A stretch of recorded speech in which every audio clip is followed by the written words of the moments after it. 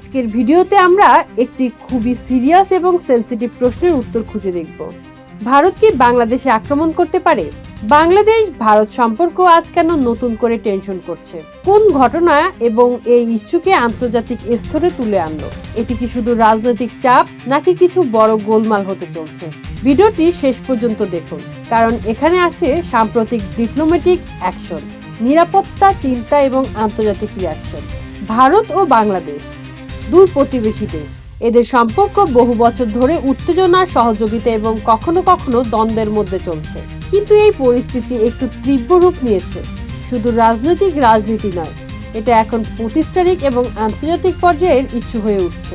আজকের সবচেয়ে বড় খবর, ভারতের পররাষ্ট্র মন্ত্রণালয় বাংলাদেশের হাই কমিশনারকে তলব করছে, কারণ তারা বলেছে বাংলাদেশের নিরাপত্তা পরিস্থিতি খারাপ হচ্ছে।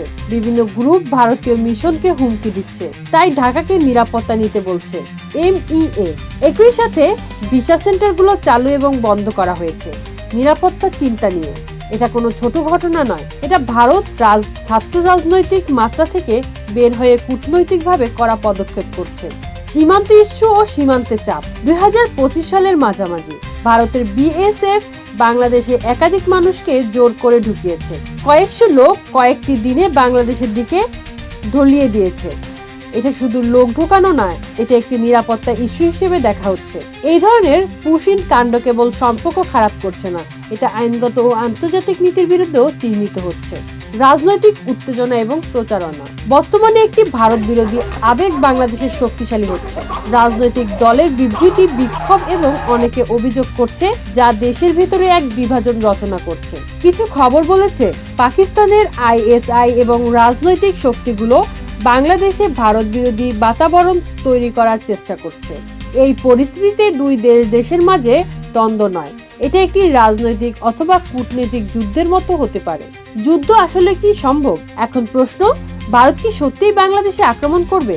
ব্যাপক বিশ্লেষক এবং আন্তর্জাতিক কূটনীতিকরা বলছেন আক্রমণের সম্ভাবনা প্রায় অসম্ভব, মূলত কারণ দুই দেশই পারমাণবিক শক্তিধর নয়। সরাসরি যুদ্ধ করলে আন্তর্জাতিক নিষেধাজ্ঞা আসবে, এটি পরিবেশ ও অর্থনীতিতে মহৎ ক্ষতি করবে। অর্থাৎ এটি কোনো সোজা যুদ্ধের ঘটনা নয়, এটা অনেক বেশি রাজনৈতিক যুদ্ধ, টেকনিক্যাল চাপ এবং কূটনৈতিক বাস্তবতা।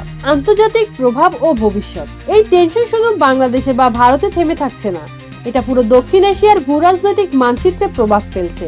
পাকিস্তান, চীন এবং অন্যান্য দেশ এই সংকটটিকে গুরুত্ব দিচ্ছে। বিশেষ করে যখন বাংলাদেশ পাকিস্তান সম্পর্ক কিছুটা গরম হচ্ছে, ভারতও এর ফাঁক খুঁজে সেনাবাহিনী শক্তিশালী করার মতো পদক্ষেপ নিচ্ছে। এই সকল পরিস্থিতিতে একটি বৃহত্তর স্ট্র্যাটেজিক খেলায় রূপ নিচ্ছে। সোজা করে বললে ভারত সরাসরি আক্রমণ করবে না, কিন্তু ভারতের কূটনৈতিক চাপ, সীমান্তে নিরাপত্তা পদক্ষেপ ও রাজনৈতিক উত্তেজনা সবই বাড়ছে। এটা কেবল সেনা যুদ্ধ নয়, এটা একটি ডিপ্লোম্যাটিক, রাজনৈতিক ও নিরাপত্তা যুদ্ধ। ইতিবাচক দিক, এটা এখনো পূর্ণ যুদ্ধ পর্যন্ত পৌঁছায়নি। এই ভিডিওটি যদি আপনাদের ভালো লেগে থাকে, আপনাদেরকে নতুন কিছু শিখিয়ে থাকে, তাহলে লাইক দিন, শেয়ার করুন, সাবস্ক্রাইব করুন আর মন্তব্য লিখুন। আপনি কি মনে করেন আগামী 2026 সালে এই সম্পর্ক শান্ত হবে বা আরো খারাপ হবে? ধন্যবাদ।